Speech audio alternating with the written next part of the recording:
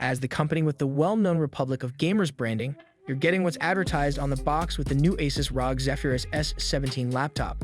Sporting the latest Intel 11th Gen H-series processors and NVIDIA's RTX graphics, there's few games currently released that this laptop isn't ready for. The new S17 corrects all the sins of its forefather with an even cooler solution that returns the keyboard to its rightful place while making it far more usable than before.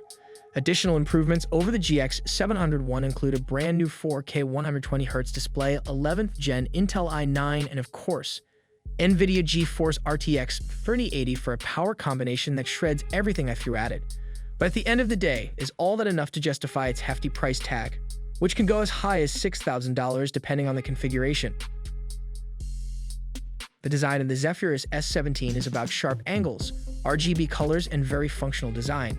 The lid is diagonally bisected with a line that features the ROG logo and name embossed into the aluminum magnesium lid with a textured dot pattern, borrowing the design of its sibling, the Asus Zephyrus Duo, but instead of having a second tilting screen, it's the keyboard that tilts.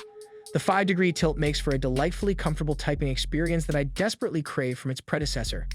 The big payoff, of course, is that massive 12mm air intake that the S17 uses to suck in a ton of cool air.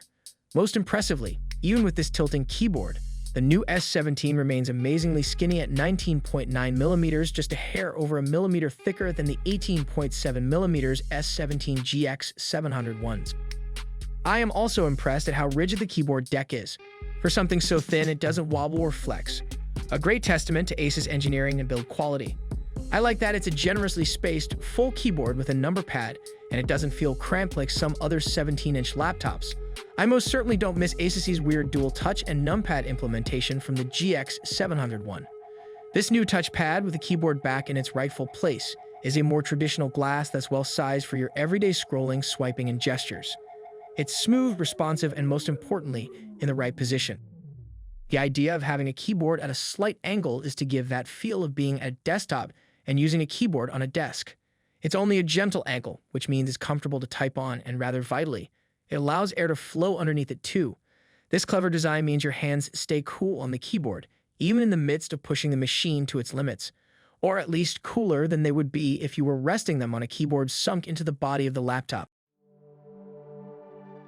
On the other side of that lid is the 165Hz 17.3-inch QHD IPS display.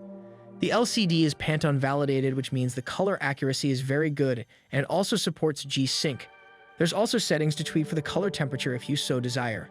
The screen has a matte finish, though it's not perfect, and there's still some glare, but it's functional in a brightly lit room, and you can really blast the brightness if you need to overcome some ambient lighting. The display has slim bezels either side with a fairly decent one below to accommodate the hinge and a slightly thicker one above containing the webcam. All this would be mute without a good display, and again, Asus has packed one of the best displays on a gaming laptop bar OLED.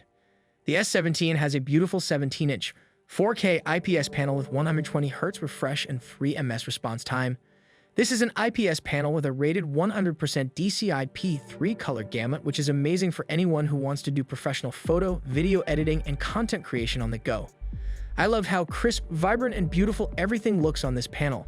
In fact, I noted how it made even the $4,000 Asus ROG Swift PG 35V gaming monitor look appalling in comparison. There are two options to choose from when it comes to picking the display for your ROG Zephyrus S17.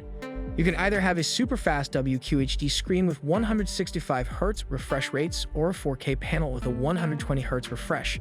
If you like beautiful scenery and games and do a lot of creative work, the 4K option is ideal. We were sent the 165Hz WQHD model, which means one thing: it's for fast games. When it comes to battery life, I got an average of 4 hours out of the 90-watt-hour battery. Once again, compared to the Alienware, which only managed about 1.5 hours, this is a much more reasonable result. It's worth noting that any laptop with such a bright 17-inch 4K display and an i9 processor is going to weigh heavily on battery life. I suspect that the S17 with an i7 and QHD panel will last longer per charge. Asus has given us a few cool power tricks to get the most out of the battery, including charging via USB Type-C, though only when using the machine for lighter tasks. If you always leave the laptop on power like I did, there's a battery-saving mode that stops charging when the battery is 60% full.